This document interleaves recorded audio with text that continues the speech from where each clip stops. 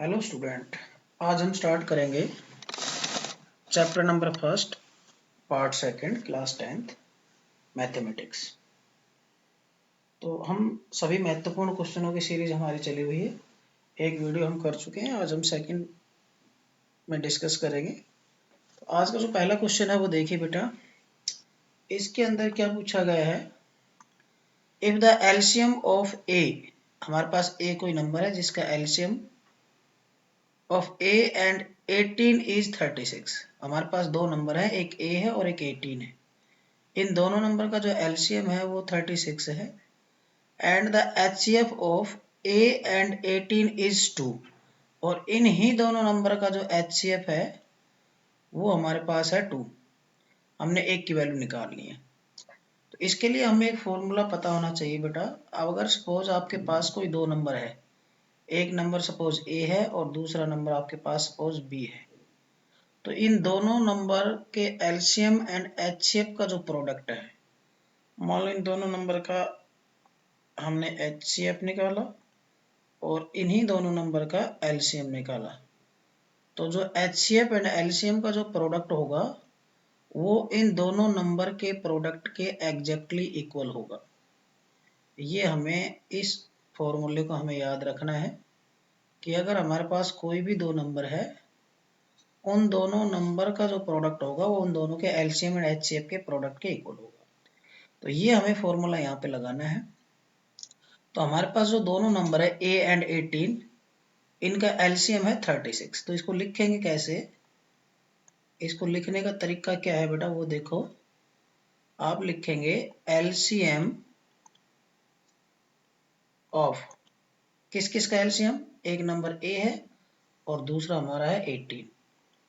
इन दोनों नंबर का जो एलसीएम है दैट इज गिवन 36। ओके। और इन ही दोनों नंबर का जो एचसीएफ है वो हमें कितना गिवन है बेटा, नंबर वही है ए एंड 18। इन दोनों नंबर का एचसीएफ है हमारे पास 2। अब हमने ए की वैल्यू निकालनी है, तो हम लोग ये वाला फॉर्मूला यूज कर लेंगे। ठीक है बेटा।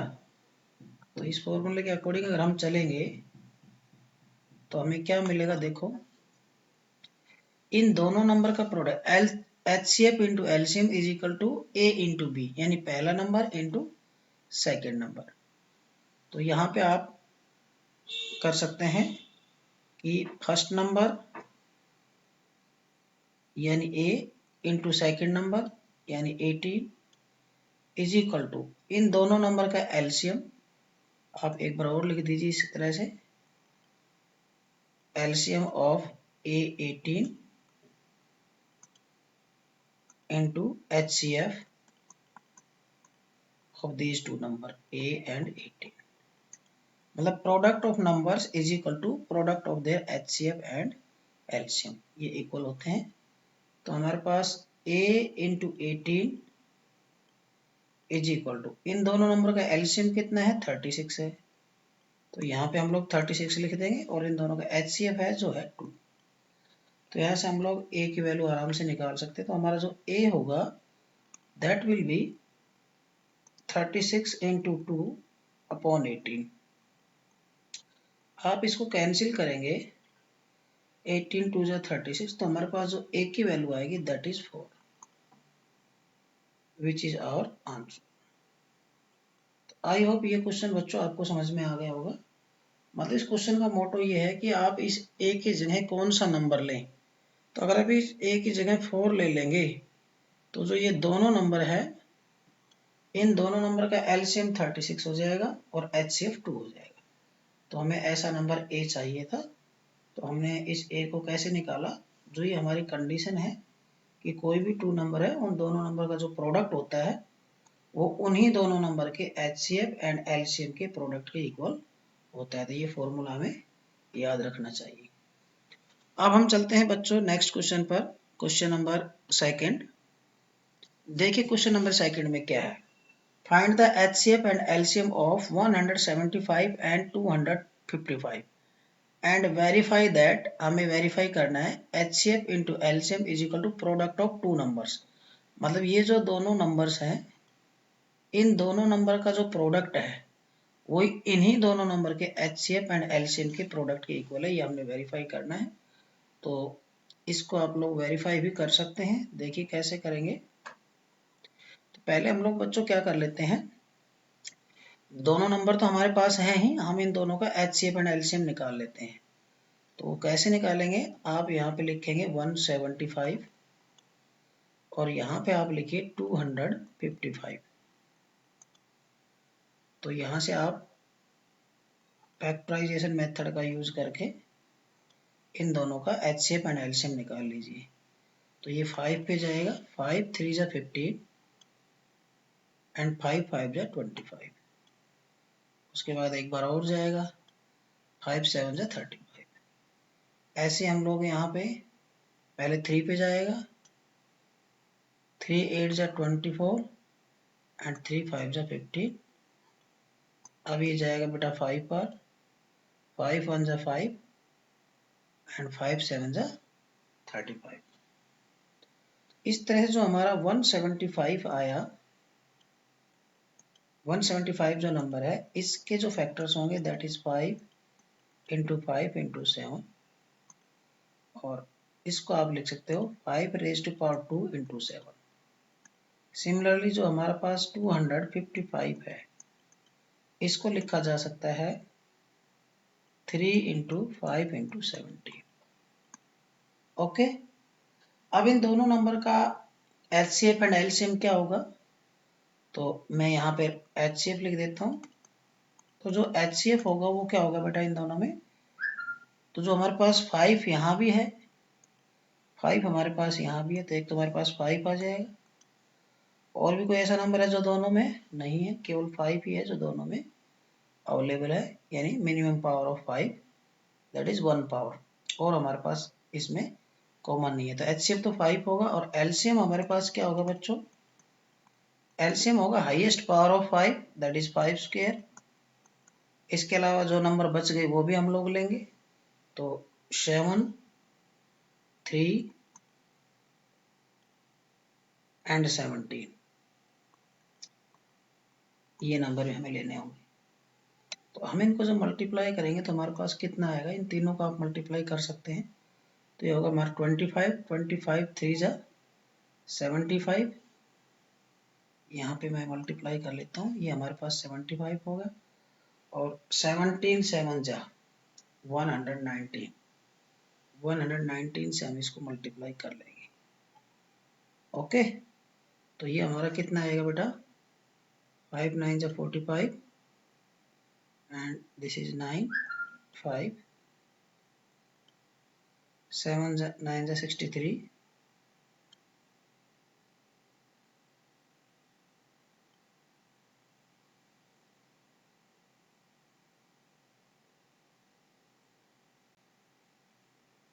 यहाँ पे हमारे पास बच्चों क्या हो जाएगा, 7 9 जा 63 यानी 3 हो जाएगा।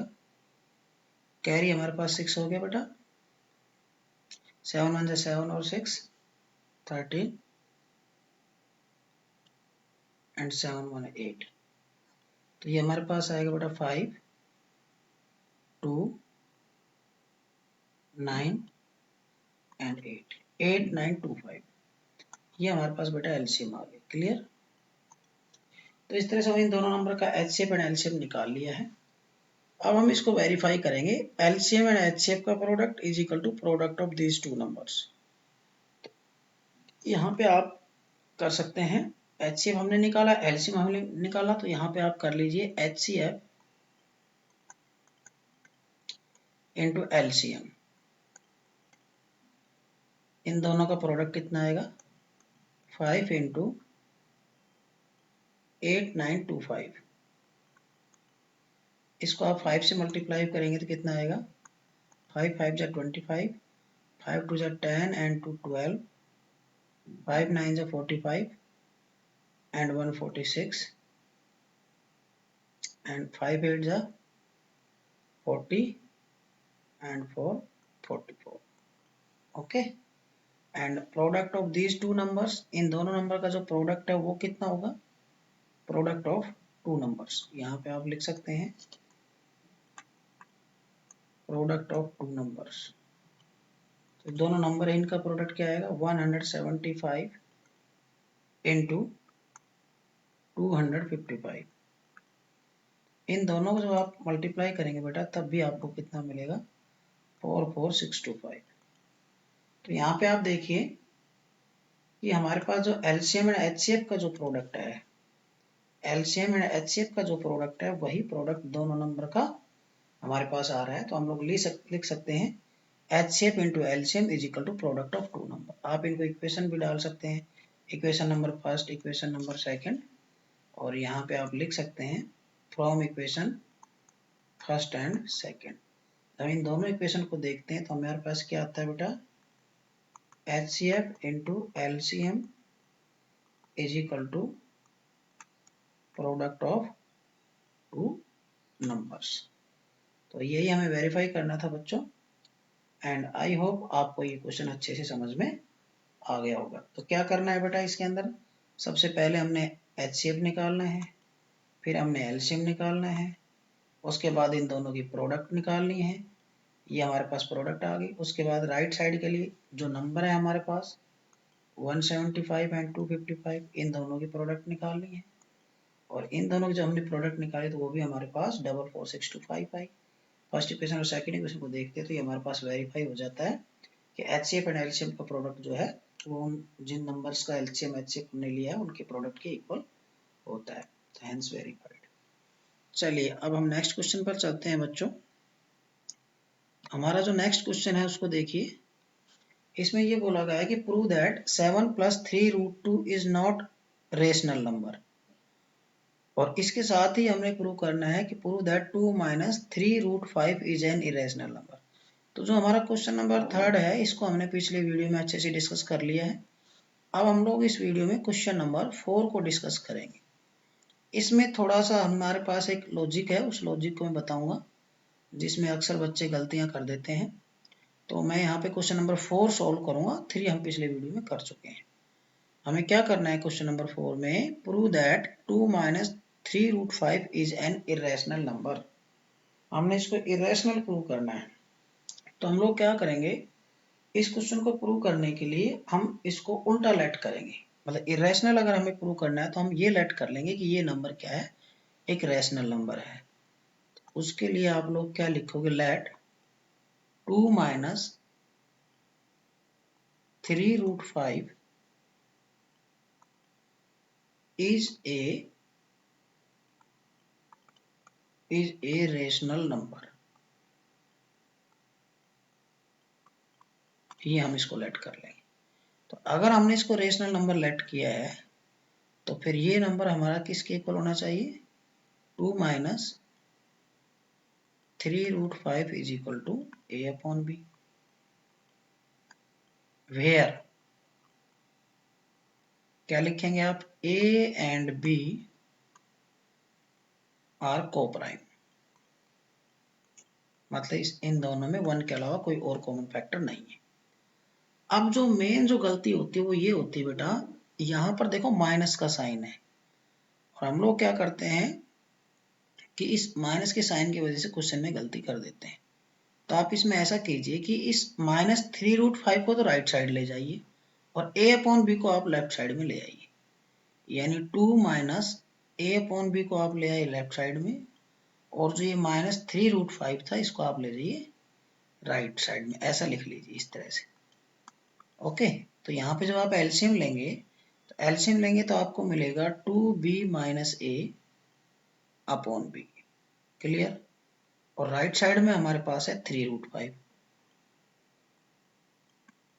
यहाँ से केवल √5 को आप राइट में रखिए, 3 को भी नीचे ले आइए। तो हमारे पास हो गया 2b - a/, जब भी 3 नीचे आएगा तो b से मल्टीप्लाई हो जाएगा, इज इक्वल टू √5। तो हमारा √5 इज इक्वल टू आ गया 2b - a/3b। इसको आप यहाँ भी लिख सकते हैं, यहाँ पे लिख रहा हूँ √5 में लेफ्ट साइड में लिख रहा हूँ, और जो ये है 2b - a/3b, इसको लेफ्ट साइड में लिख रहा हूँ √5 पर, इसको राइट साइड में। अब ये वही सिचुएशन है जो हमारे पास पिछले क्वेश्चनों में आई है। क्या लिखेंगे आप, सिंस 2 B A एंड 3। ये जो चारों हैं नंबर्स, ये क्या है, इंटीजर, आर इंटीजर्स। और अगर ये इंटीजर्स हैं तो ये जो पूरा राइट साइड वाला जो एक्सप्रेशन है ये एक रेशनल नंबर होगा।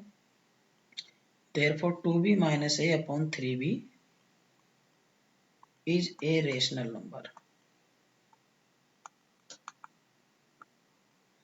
तो अगर राइट साइड में आपके पास रेशनल नंबर है तो एक रेशनल नंबर के इक्वल रेशनल नंबर ही हो सकता है। तो अगर ये रेशनल नंबर है तो इसका मतलब हमें √5 को भी क्या कहना पड़ेगा कि ये भी एक रेशनल नंबर है। Implies √5 is a rational number।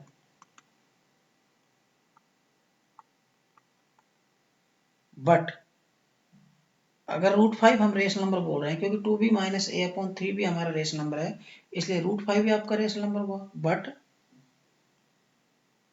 this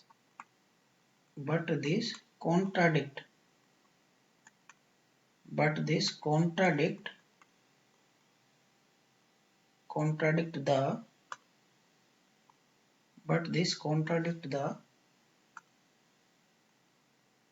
fact that √5 is irrational।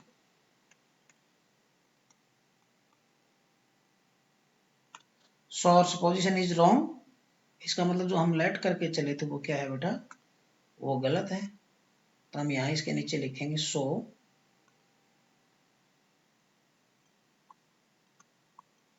our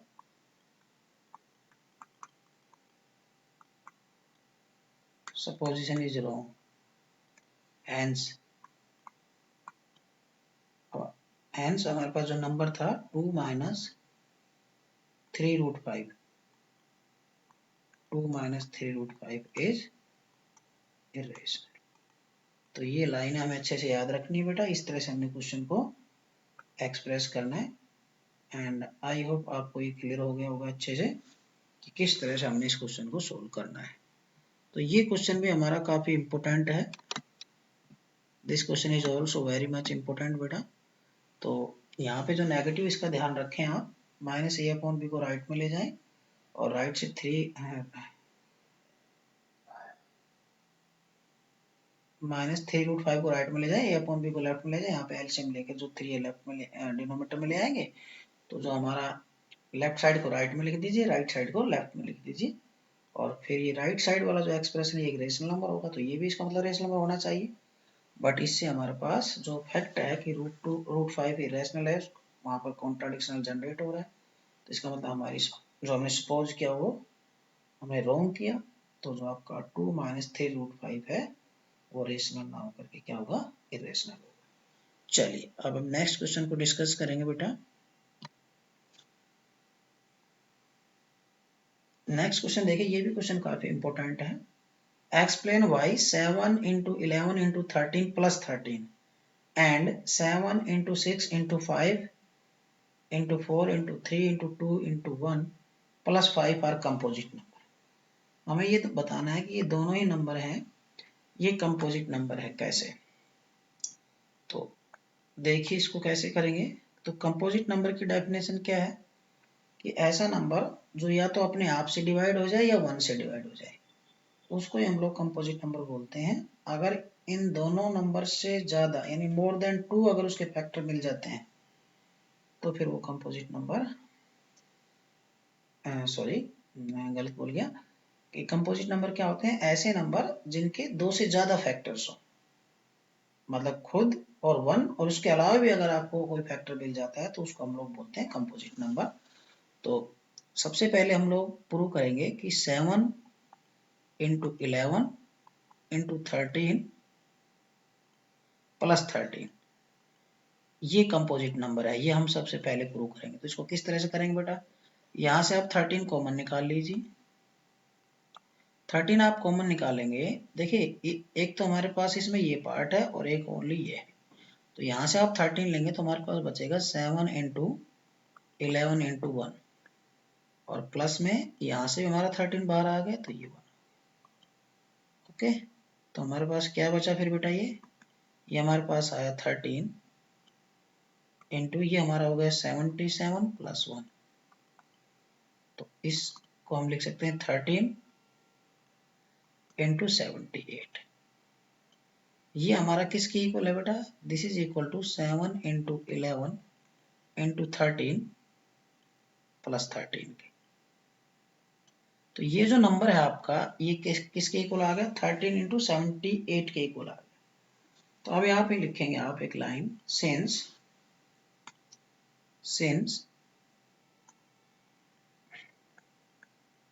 given number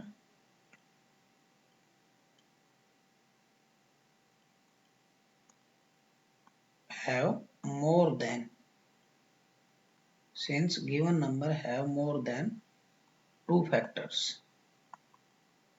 मतलब ये जो नंबर है आपका, इसके 2 से ज्यादा फैक्टर हैं, एक तो 13 है, एक 78 है, एक 1 है, ओके, और 2 भी इसका है, तो बहुत सारे फैक्टर बन रहे हैं। तो इसके 2 से ज्यादा फैक्टर हैं, therefore since given number have more than 2 factors, therefore it is composite number। इसका मतलब ये जो नंबर है वो कैसा है, कंपोजिट नंबर। आई होप बच्चों समझ में आ गया होगा। सेम ऐसे ही हमने ये सेकंड वाला करना है, इसको भी हमें प्रूव करना है कि ये कंपोजिट है। तो आपने इसी लॉजिक का यूज करके इसी तरह से आपने ये प्रूव करना है कि ये भी एक कंपोजिट नंबर है। इसको भी आप ऐसे ही आराम से कर सकते हैं। तो अगर आप चाह रहे हैं तो मैं इसको भी निकाल के दिखा सकता हूँ, बट ये ऐसे ही हो जाएगा सेम, यही हमारी सब कुछ स्टेटमेंट रहेगी। तो ये हमारा है 7 इंटू, यहाँ पे कर देते हैं 7 into 6 into 5 into 4 into 3 into 2 into 1 plus 5 is equal to, अब क्या कॉमन निकाल लीजिए, 5 कॉमन निकाल लीजिए इसमें से। क्या बचा बच्चों, 7 इंटू 6, 5 हमने कॉमन निकाल लिया, into 1 into 4 into 3 into 2 into 1, और प्लस में यहाँ से 5 आ गया। तो ये हमारे पास क्या है बेटा, 5 इंटू, इसको मल्टीप्लाई कर लीजिए, कितना आएगा, 4 3 जा 12 एंड 12 2 जा 24। अब 24 को 42 से मल्टीप्लाई कर दीजिए, 42 से किसको मल्टीप्लाई करेंगे, 24 को। तो ये हमारे पास आएगा 8 16 एंड 4 8। ओके बेटा, तो ये हमारे पास आएगा 8 0 9। ओके, 8 0 सॉरी 10,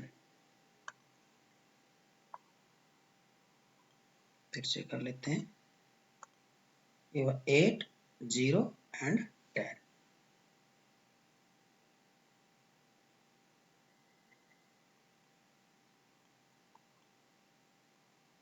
ये हमारे पास आ गया +1। तो यहाँ पे हमारे पास आएगा बेटा 5 इंटू 1009। तो फिर आपने यही लिखना है, since given number have more than 2 factors, एक 5 है, एक 1009 है, एक 1 है, एक पूरा है, इस पूरे को मल्टीप्लाई करेंगे। सेम लाइन आपने लिखनी है बेटा जो हमने इसमें लिखी है, जो लाइन हमने यहाँ पे लिखी है सेम यहाँ पे हम लिखेंगे, और लास्ट में लिख देंगे hence it is composite number.